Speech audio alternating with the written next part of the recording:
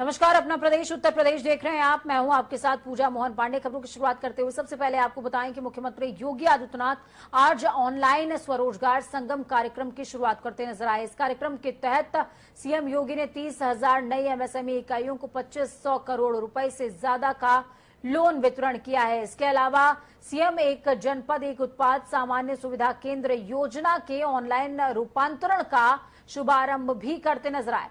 इस योजना के तहत 9 जनपदों में निर्मित किए जाने वाले सामान्य सुविधा केंद्रों का ऑनलाइन शिलान्यास होगा। सरकार का दावा है कि एमएसएमई सेक्टर के तहत बड़े पैमाने पर रोजगार सृजित होंगे।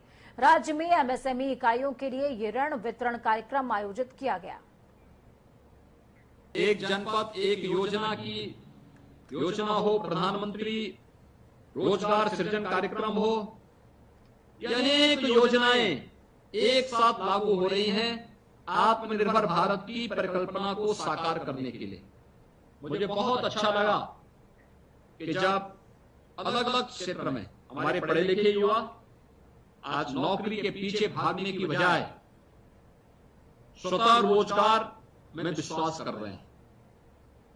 मुझे बहुत अच्छा लगा कि अब केवल रोजगार सृजन का काम केवल पुरुष नहीं करेगा, उद्योग केवल पुरुष नहीं चलाएगा, बल्कि हमारी आधी आबादी जिसे हमने मिशन शक्ति के साथ जोड़ा है वह भी किसी से कम नहीं, इस विश्वास के साथ आगे बढ़कर के कार्य कर रही है। उन्होंने कहा कि नहीं, हम भी आत्मनिर्भर भारत की इस परिकल्पना को साकार करने के लिए कार्य करेंगे। न केवल आत्मनिर्भर बनेंगे बल्कि ढेर सारे अन्य लोगों को भी रोजगार के साथ जोड़ेंगे। मुख्यमंत्री योगी आदित्यनाथ टीम 9 को वैक्सीनेशन अभियान को तेजी से संचालित करने के निर्देश देते हुए नजर आए। कहा कि जून में 1 करोड़ वैक्सीनेशन का लक्ष्य रहेगा और 1 जुलाई से क्लस्टर आधारित पायलट प्रोजेक्ट कार्य योजना भी लागू करने के निर्देश हैं। साथ ही कहा कि ब्लॉक को आधार बनाकर गांवों में वैक्सीनेशन तेजी से हो रहा है। प्रदेश की कोविड रिकवरी दर 98.5% पहुंच गई है। ऐसे में प्लांट स्थापना से जुड़े कार्यों की समीक्षा की जाए और भारत सरकार से समन्वय बनाए रखा जाए। कोरोना के साथ साथ नदियों के जलस्तर की सतत मॉनिटरिंग भी होनी चाहिए। 24 घंटे एनडीआरएफ एसडीआरएफ की टीमों को एक्टिव रखा जाए।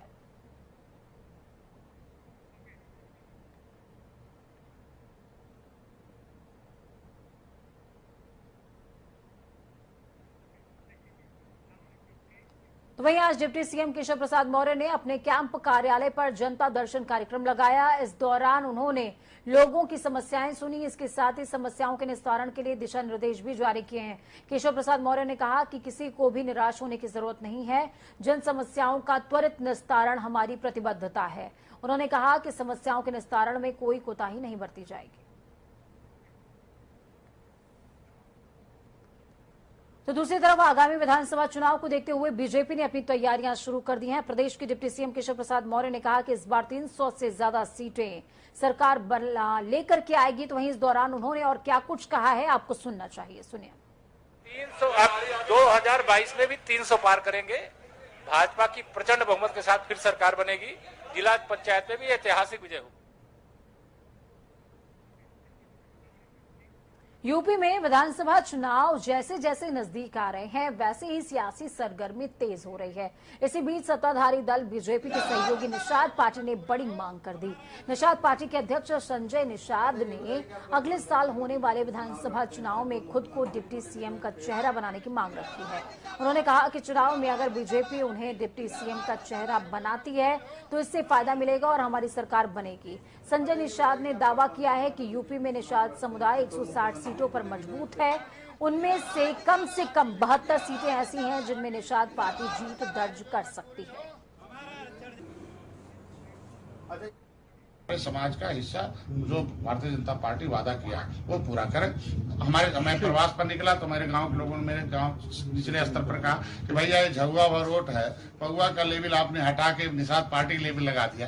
ये पगुआ भर वोट वाले हाथी आए, सरकार बना लिए और सताए और कानून बनाकर छीन लिया। तो हम आपको मुख्यमंत्री हम लोग देखना चाहते हैं। तो भारतीय जनता पार्टी से एक सलाह दीजिए कि 2022 का चुनाव डॉक्टर संजय को बगल में उप मुख्यमंत्री का चेहरा लगा दे तो आसानी से हो जाए। जाएगा और ये जो समस्या है वो समाधान हो जाएगा और आसानी से सरकार जो बन जाएगी। 2022 में हम लोग मित्र के हैसियत से रहेंगे।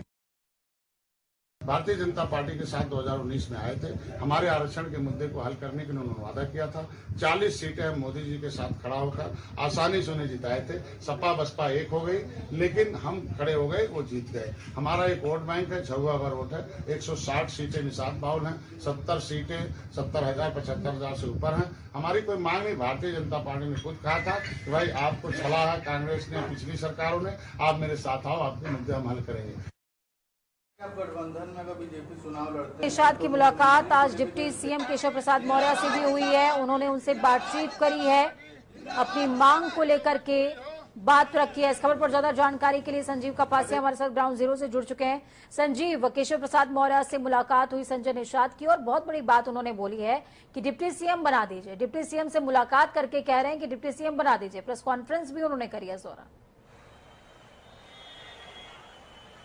बिल्कुल पूजा, देखिए मेरे पीछे जो गुंबद है उत्तर प्रदेश की सत्ता का केंद्र है और इसी सत्ता के केंद्र की जो चुनावी विसात पर गोटियां हैं वो बिछने लगी हैं।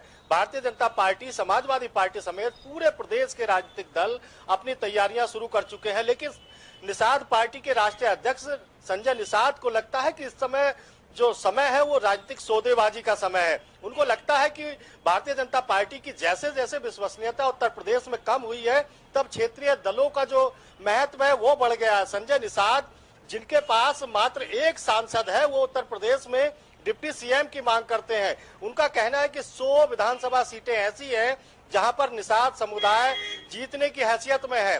तमाम जो राजनीतिक सौदेबाजियों का दौर है पूजा, वो प्रदेश में चल चुका है। हालांकि ये जो मांग उन्होंने की थी उसके बाद वो उप मुख्यमंत्री केशव प्रसाद मौर्य के घर पहुंचे। मैं इस समय भारतीय जनता पार्टी के कार्यालय पर हूं। वो निश्चित रूप से अभी भारतीय जनता पार्टी के सहयोगी दल है और जिस तरीके से इस समय भारतीय जनता पार्टी की बात करें तो जो बैठकों का दौर दिल्ली से लेकर लखनऊ तक चला, तो उनके सहयोगियों को लगता है कि अब ये मुफीद समय है भारतीय जनता पार्टी से सौदेबाजी का। अनुप्रिया पटेल की बात करें तो उनके बारे में कहा जाता है कि भारतीय जनता पार्टी ने विशेष वेटेज उनको दिया है। उनकी मां कृष्णा पटेल को एमएलसी बनाए जाने की चर्चा है। उनके पति आशीष पटेल को उत्तर प्रदेश सरकार में मंत्री बनाए जाने की चर्चा है। ये समझा जाए कि अनुप्रिया पटेल से मुलाकात के बाद और जिस तरीके के कयास उनको कैबिनेट में जगह मिलने के लगाए जा रहे हैं, संभावनाएं जताई जा रही हैं, उसके बाद क्या ये अब प्रेशर पॉलिटिक्स का खेल शुरू हो चुका है? संजय निषाद भी वही टेक्निक पर काम कर रहे हैं, उसी टेक्निक पर काम कर रहे हैं। बिल्कुल, देखिए इस समय प्रेशर पॉलिटिक्स का, जैसा आपने कहा, बिल्कुल काम शुरू हो गया है। सभी छोटे राजनीतिक दलों को लगता है कि उनकी अहमियत अब चुनाव के समय बढ़ गई है। जिस जिस तरीके से वोटरों का अंदाज बदलता है, उसी अंदाज में छोटे राजनीतिक दलों के राष्ट्रीय अध्यक्षों के सुर बदल गए हैं। ओम प्रकाश राजभर की बात करें, कभी भारतीय जनता पार्टी के कंधे पर बैठकर 4 सीटें जीतने वाले ओम प्रकाश राजभर उत्तर प्रदेश में भाजपा को हराने का दावा करते हैं। यानी 4-4, 2-2 विधायक, एक विधायक की पार्टी कैसे भाजपा को उत्तर प्रदेश में चुनौती दे सकते हैं, ये समझ से परे है। लेकिन चुनावी समय है और लोगों को लगता है कि भारतीय जनता पार्टी को छोटे दलों की जरूरत है और सौदेबाजी के लिए समय बेहद मुफीद समय है। पूजा, ठीक है, बहुत बहुत शुक्रिया संजीव हमारे साथ जुड़ने के लिए, अहम जानकारी साझा करने के लिए। तो संजय निषाद का सपना कितना पूरा होगा ये बात की बात है, लेकिन सबसे बड़ी बात ये कि संजय निषाद ने मांग तो रख दी है और अब इस मांग की काट बीजेपी कैसे निकालेगी। बीजेपी के वरिष्ठ नेता और केंद्रीय मंत्री निरंजन ज्योति आज बांके बिहारी की नगरी वृंदावन पहुंची, जहां पर उनका स्वागत स्थानीय नेताओं ने किया है। बांके बिहारी के दर्शन करने के बाद निरंजन ज्योति ने पत्रकारों से बातचीत करते हुए कहा कि जबरन धर्मांतरण करना गलत है। इसी के साथ राम जन्मभूमि पर भी बात की है, सुनिए। देखिए, सरकार सजग है और आपने देखा है कि जिन लोगों को जानकारी मिली उनके ऊपर रास्ता लगाई जा रही है। धर्मांतरण करने की किसी को इजाजत नहीं है। स्वेच्छा से जा रहा वो अलग बात है, लेकिन धर्मांतरण, जबरन धर्मांतरण करना अच्छा नहीं है और इसके लिए सरकार हमारी सख्त है। इसके लिए और ये कानून पहले से बना हुआ है, जरूरत पड़ेगी तो इससे भी कड़ा कानून लाना चाहिए, क्योंकि हम किसी का धर्मांतरण नहीं करते, धर्मांतरण पर विश्वास भी नहीं करते हैं। लेकिन सुनियोजित तरीके से जो धर्मांतरण हो रहा है उसके लिए सरकार सजग है। आपने देखा कानपुर में अभी पकड़े गए, लखनऊ में पकड़े गए, जहां भी हो रहा होगा जरूर उस पर सख्त कार्रवाई होगी। जब अच्छे काम होते हैं तो घोटाले और या क्या क्या भी लगाएंगे कि 2022 का चुनाव आने वाला है। यही लोग हैं कह रहे थे ये भारतीय जनता पार्टी का संघ का एक नारा है चुनाव को लेकर के। हम चुनावी, मैंने पहले भी कहा था कि राम जन्मभूमि चुनावी एजेंडा नहीं है, ये आस्था है। और आपने देखा कि माननीय न्यायालय ने जिस तरह से सहजता से और माननीय प्रधानमंत्री जी के नेतृत्व में जिस तरह से समाधान हुआ है, विपक्षी लोगों को बौखलाहट है आने वाले समय को लेकर के। ये गलत, नाराज कहीं नहीं है। कुछ लोग हैं जो अपनी नेतागिरी चमकाने के लिए बकवास कर रहे हैं। मैं तो नहीं कहना चाहती हूँ, मैं एक समाज की नहीं हूँ, मैं संत समाज से हूँ। पूरे समाज क्यों, निषाद भारतीय जनता पार्टी के साथ है, रहेगा, कोई तोड़ नहीं सकता। तो वहीं धर्मांतरण का जिक्र यहां पर साध्वी ने किया। धर्मांतरण मामले में गिरफ्तार उमर गौतम उर्फ श्याम प्रताप सिंह का पुराना वीडियो सामने आया, जिसमें वो इस बात को कबूल कर रहा है कि कैसे वो इस्लाम धर्म से प्रभावित हुआ और बाकी और लोगों से इस्लाम कबूल करवा रहा है। ये खास रिपोर्ट देखिए।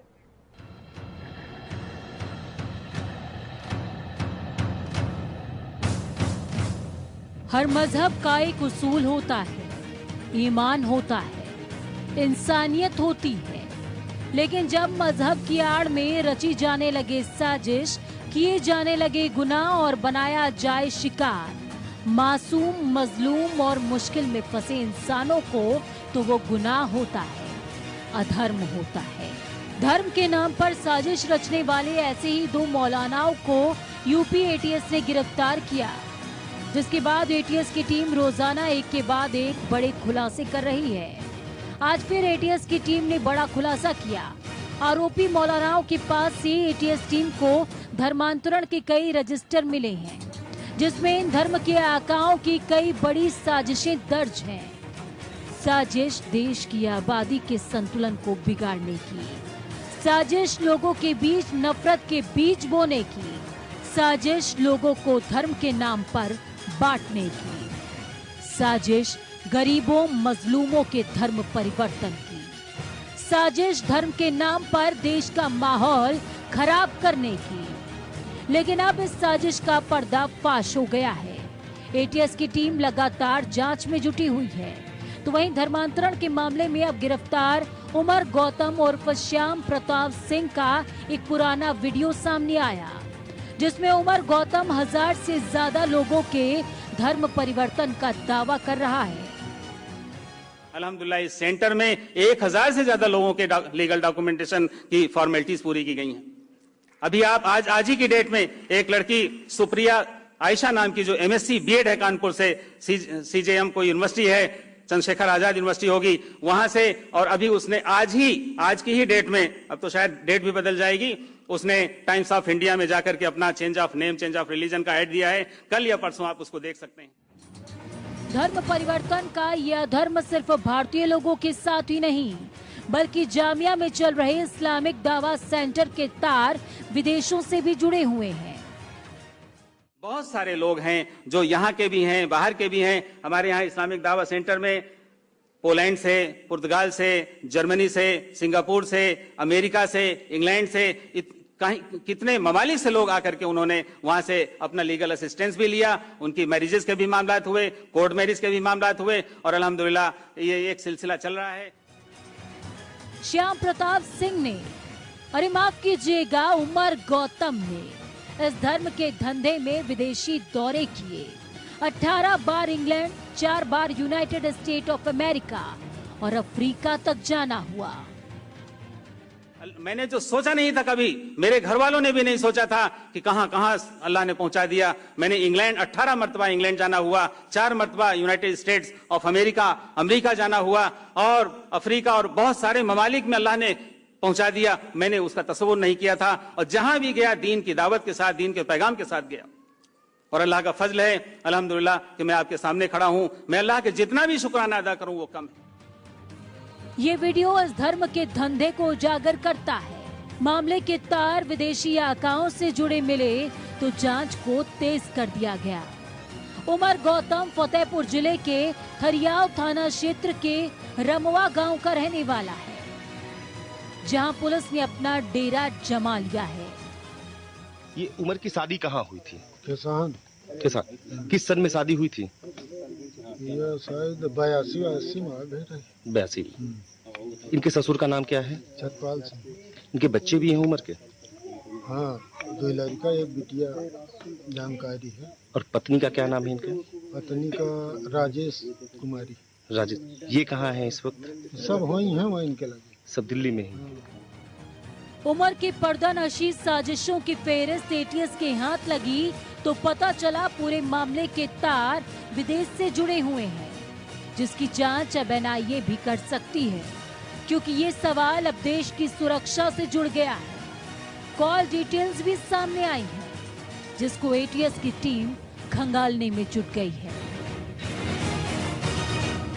जनता टीवी के लिए विशाल त्रिपाठी की रिपोर्ट। तो 2022 की तैयारी है और समाजवादी पार्टी के मुखिया अखिलेश यादव अब पूरी मुस्तैदी के साथ जुट गए हैं। अखिलेश यादव ने आज बारिश के दौरान अपने कार्यकर्ताओं से मुलाकात करी। सपा सुप्रीमो आगामी चुनावी तैयारी को लेकर कार्यकर्ताओं और पदाधिकारियों के साथ बैठक करते नजर आए। सबसे हैरान करने वाली बात ये कि कार्यालय में नेताओं के मोबाइल ले जाने पर भी पाबंदी थी।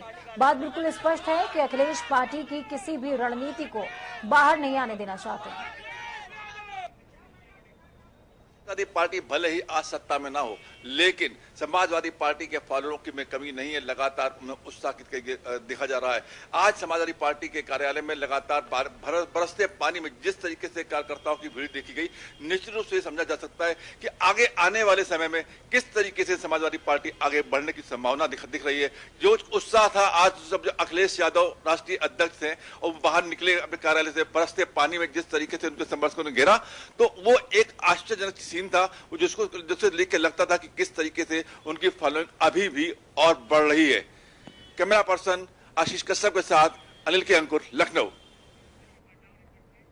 तो इस खबर पर ज्यादा जानकारी के लिए अनिल के अंकुर हमारे साथ में ग्राउंड जीरो से जुड़ चुके हैं। अनिल जी, जिस तरीके की तस्वीरें देखने को मिली और सबसे बड़ी बात ये जो मीटिंग हुई है इसमें मोबाइल्स को भी जो है बाहर रखवा लिया गया, अंदर नहीं ले जाने दिया गया, तो क्या ये माना जाए कि किसी भी एक रणनीति को बाहर नहीं आने देना चाहते हैं अखिलेश यादव और रणनीति पुख्ता है 2022 के लिए?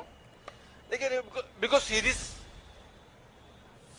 सीधी सी बात है कि कोई भी पार्टी अपने जितनी भी गतिविधियां हैं, अपनी रणनीति है, अपने प्लान्स हैं, उनको एकदम ओपन नहीं करा। अपने कार्ड कोई भी पार्टी पहले नहीं खोलती है, धीरे धीरे कार्ड खोले थे, जैसे जैसे जरूरत पड़ती है वैसे वैसे कार्ड खोले जाते हैं। यही कारण आज समाजवादी पार्टी की जो बैठक हुई, उस बैठक में पूरा मोबाइल रखा लेगा और लोगों से साफ साफ कह दिया गया था कि आप जो पार्टी में बातें हो रही हैं इनको कहीं भी तब तक लीक नहीं करेंगे, तब तक नहीं बताएंगे जब तक जरूरत ना समझी जाए। इसके लिए बाकायदा उनको समय समय दिशा निर्देश दिए जाएंगे। लेकिन आज जो हम बता दें, जिस तरीके से समाजवादी पार्टी आगे आने वाले चुनाव की तैयारी कर रही है और वो जिस गंभीरता से लड़ रही है, वो छोटे छोटे दलों से लेकर के बड़े बड़े जो अन्य साथी है या बड़े पूर्व नेता है, दूसरे दलों से नाराज नेता है, उनसे संपर्क में है ताकि वो बड़े जो नेता दूसरे दलों से नाराज चल रहे हैं उनको अपने पार्टी में लिया जा सके।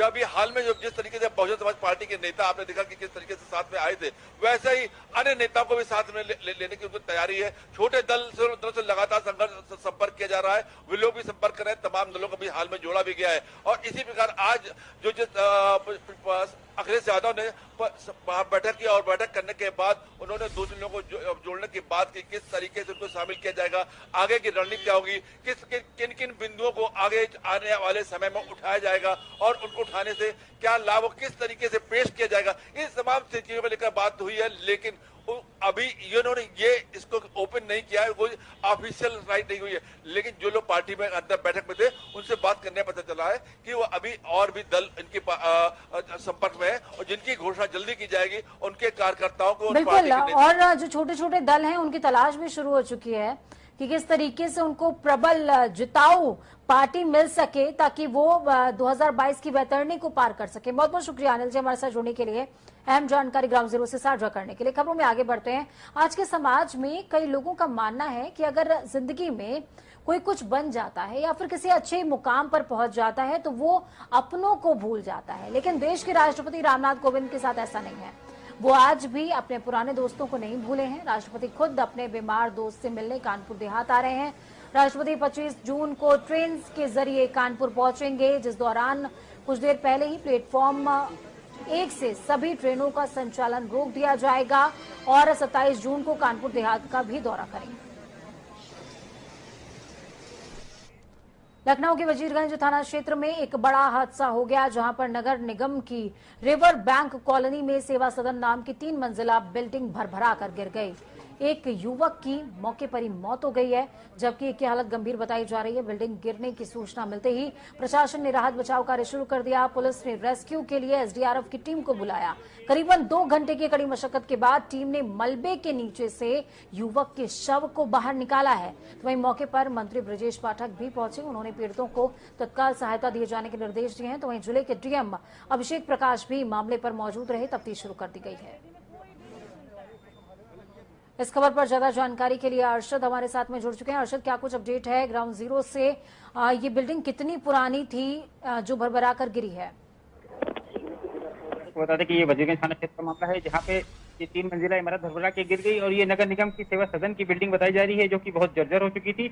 और अभी कुछ दिन पूर्व हुई बारिश में इसका हाल और खस्ता हो गया था, जिसमें आज ये इमारत धड़रा के बह गई है, जिसकी वजह से जिसमें 2 लोग बुरी तरीके से दब गए थे और राहत का बचाव कार्य जारी किया गया, जिसमें मलबा हटाया गया। तो एक की मृत्यु हो गई उसमें और एक को हॉस्पिटल में भर्ती करा दिया गया है। वहीं पे खुद मंत्री ब्रजेश पाठक, डीएम अभिषेक प्रकाश और आला अधिकारी मौके पर पहुंचे हैं और पहुंच के तमाम चीजों का जायजा लिया है। यहाँ तक कि आपके मंत्री ब्रजेश पाठक ने राहत बचाव कार्य के लिए भी कहा है और इन लोगों की सहायता के लिए भी। घायल की स्थिति कैसी बनी हुई है इस समय? जी बिल्कुल, एक की तो मौके पे ही मौत हो गई थी, दूसरे की हालत गंभीर बताई जा रही है, जिसका ट्रॉमा सेंटर में भी इलाज चल रहा है। जी ठीक है, बहुत बहुत शुक्रिया हमारे साथ जुड़ने के लिए, अहम जानकारी ग्राउंड जीरो से साझा करने के लिए।